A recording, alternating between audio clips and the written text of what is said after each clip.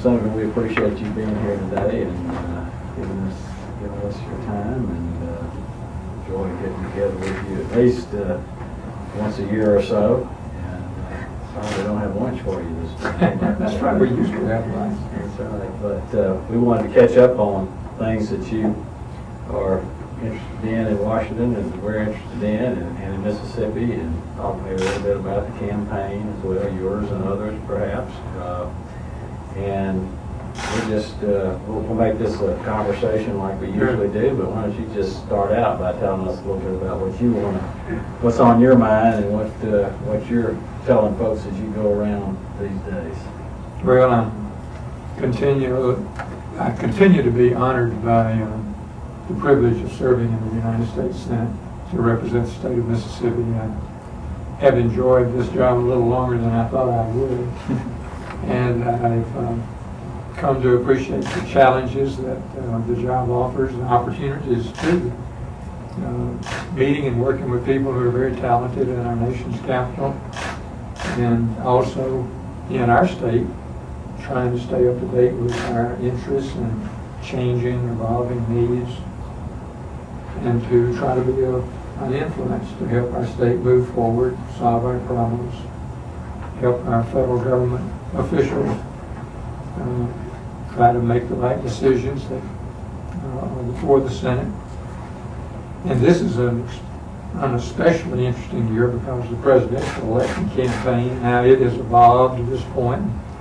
And that is a very interesting subject. I get asked about that a lot.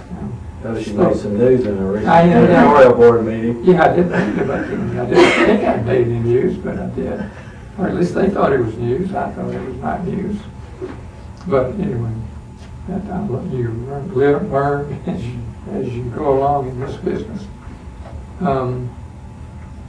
But I talked to a group of students this morning down in, over in the Oxford area, middle school.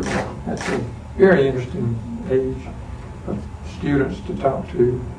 Lafayette County Middle School, they had 6th, 7th, and 8th grade students there. And after I made some remarks, we had a question and answer period. Got a lot of good questions, interesting questions, including the presidential campaign.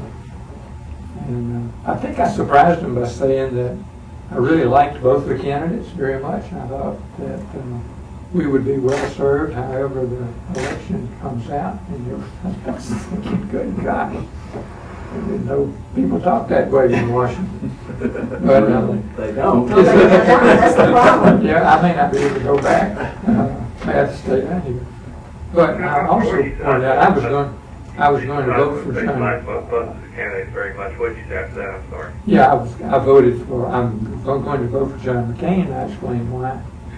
I thought he was best suited for the job, and that our country would be well served by his leadership.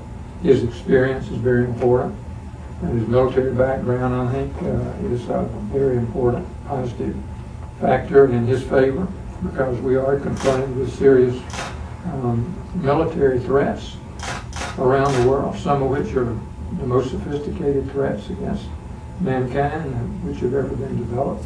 Having somebody who understands the consequences of the decision-making process with respect to war and peace, nobody's better qualified to make good decisions about that than John McCain is.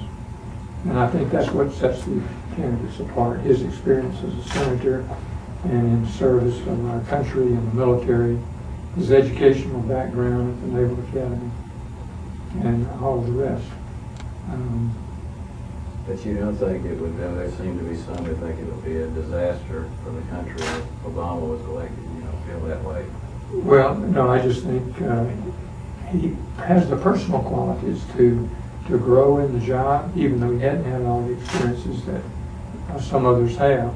He has been in the United States Senate. He's proven that he gets along well with people. He's very affable and charming, wonderful personality, very engaging personally, and diplomacy is a very important part of the job of presidency.